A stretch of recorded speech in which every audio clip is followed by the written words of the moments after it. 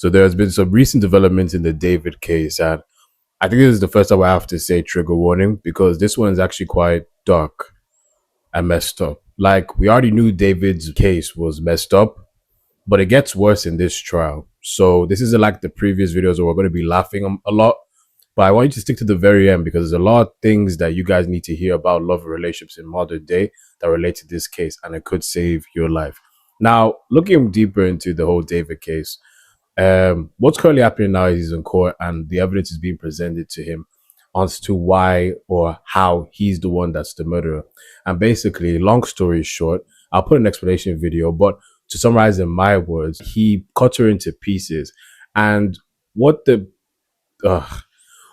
people had to do, the autopsy people had to do, was get her body parts and reassemble her like she was a Lego set. That one really rubbed me the wrong way, because that's a human being.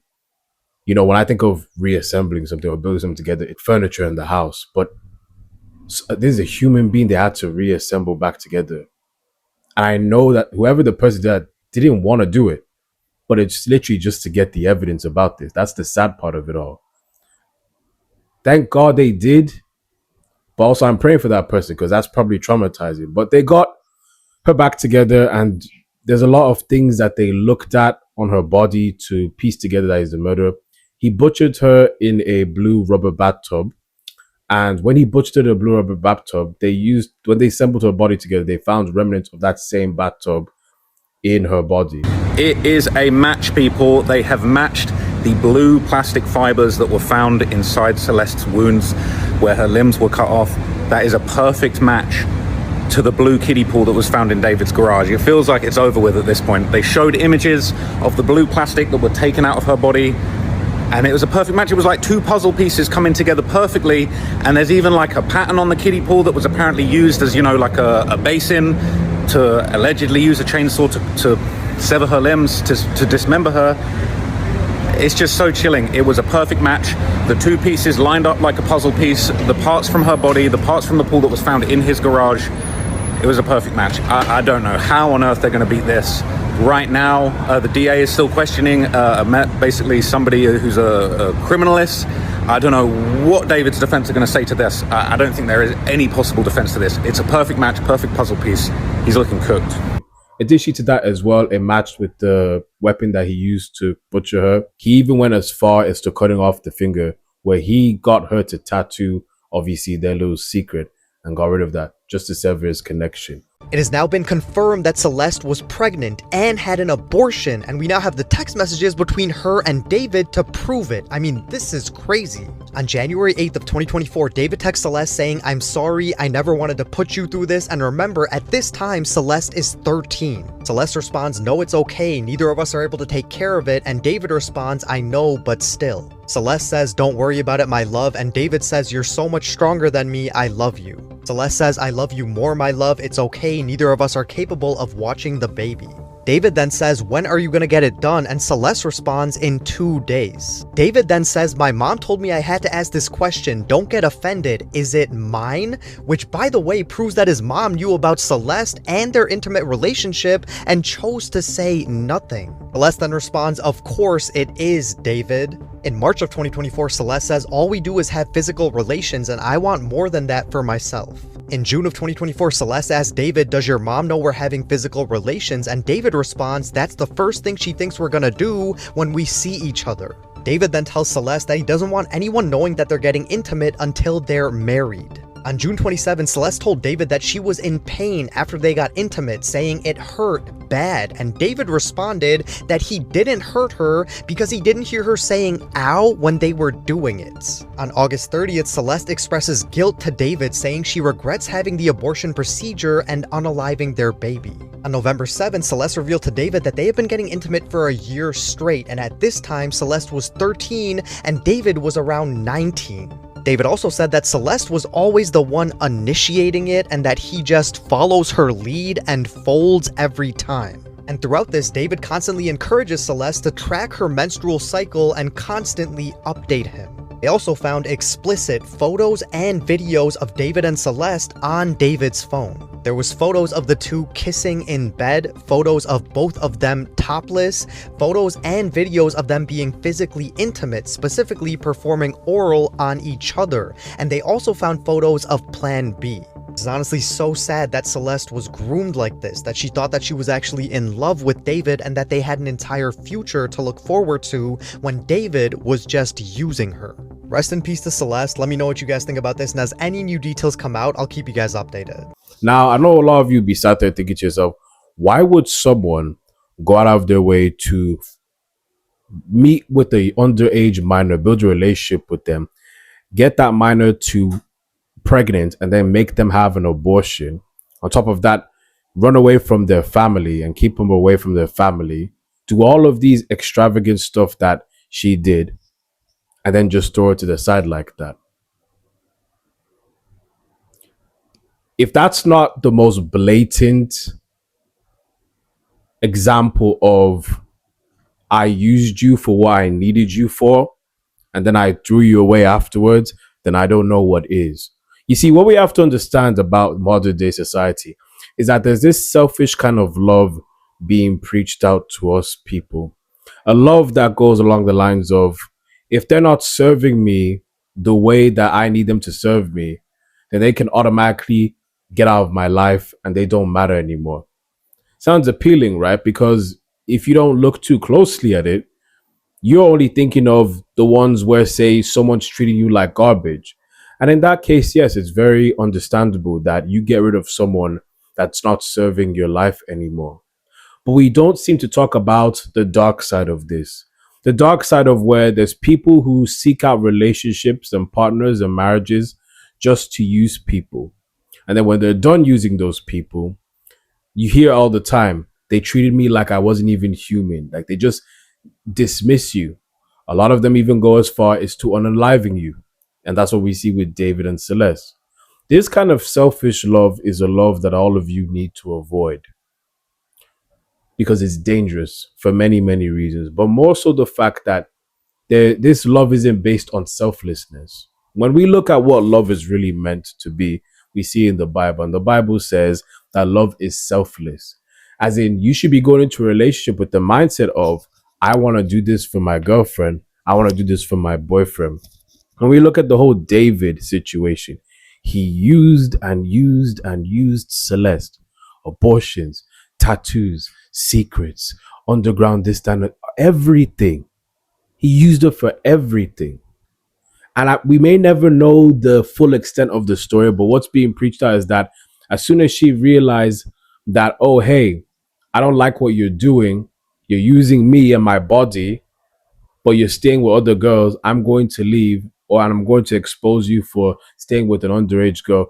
Say what you will about the girl, right? Say what you will about the girl.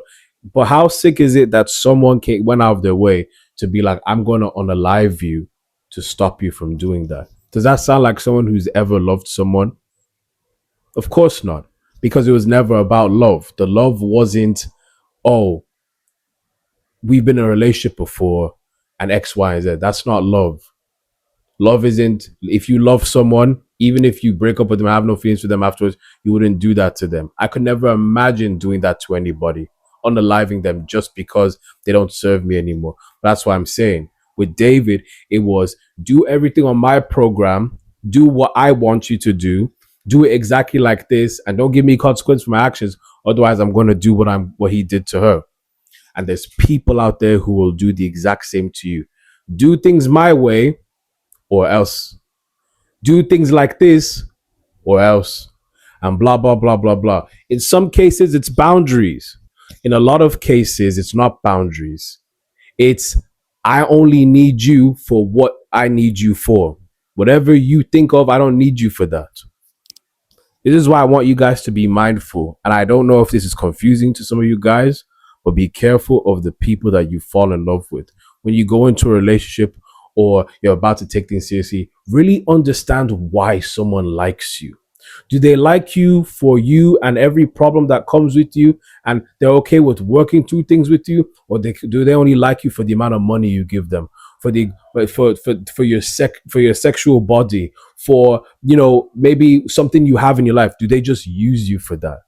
Because I promise you, as soon as they are done using you for whatever they need to use you for, they will do something bad to you. They will treat you so bad. Heck, they'll even go as far as unaliving you. We've seen this story countless and countless and countless of times, where you'd see some cases now where people will be married now, and I've seen it close in. I can't even speak on the ones that I've seen.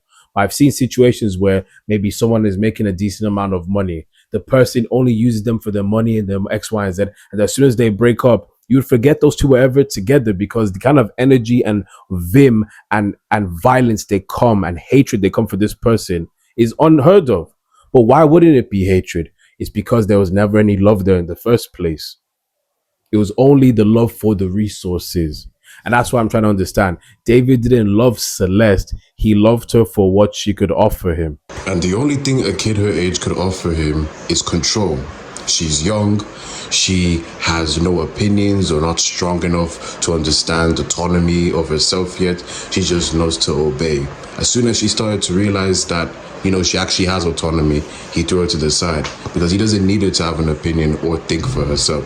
He just needs her to shut up and allow him to use her any way he pleases. Once he realized that he has no more control, that's when he started to do what he did to her and treat her like this. As soon as she couldn't do that anymore, this is what he did. And it's the same with people that, will use you for your body, use you for your body, use you for your body. As soon as, you don't want any more, they'll treat you like dirt. There's some people that throw false allegations against you, spread rumors about you, all kinds of evil stuff, because they never loved you. They're punishing you for the thing that you withdrew from them. You deserve someone who loves you for you. You deserve someone who will stay with you for you. You deserve a partner, not someone who just loves you for what you can offer. Do you get what I'm saying? That's not love. That's selfishness. That's, I'm using you for this. That's love of what you can offer. But as soon as that runs away, they will leave you behind. I don't want any of you putting your lives in risk, because these kind of people, you think they're very nice and they're very kind of very sweet, until you stop giving them what they want. You start to see the real side of them. These people will go as far as to unaliving you. And it's just sad that this girl had to go through that and not realize that lesson, because she was young. She knew no better. Do you understand? But clearly he knew what he was doing. You cannot write songs about a woman, Consistently using her for you. You cannot, get tattoos with her, force this kid to get an abortion, all these kind of things, make her keep your secret, all things like that. And then you don't even just unalive her, you unalive her in this disgusting manner. This is the last voicemail that Celeste ever left David, and it is sad, it is disturbing, and it's literally a child asking a grown man for forgiveness. A grown man that should have wanted nothing to do with a relationship with a young 14-year-old girl. You could tell from this voicemail that this young girl was manipulated and that she was pleading with David to give her something, a phone call, a response. But this man took her life. You probably don't want to talk to me right now, and I respect that, I really do, but I really need to hear your voice right now. I just need to know that you're okay. I need to know that we're okay. I sound so stupid right now, but I've been so selfish, and I can't stop thinking about you and what I did and how it's affecting everything. I just wanted to say I'm sorry. Mind you, reports from the courtroom are saying that David is sort of sitting there looking bored in the court, not super engaged or attentive. I don't know if this is direction he received from his attorneys, but he just doesn't seem to care one bit. Avoid the love that only loves for what you can offer, and invest in the love that cares about you. Do you understand? These kind of people are dangerous, and that love being pushed out is dangerous. If they don't serve me anymore, I don't need them anymore. That is a very dangerous, because there's a very thin line between boundaries and pure evil. Using you, selfishness. Relationship should be, what should I do for this other person? Do you understand? But yeah, just sad situation. RIP to the girl, man. But yeah, this was a tough listen. But any developments will keep updated with this.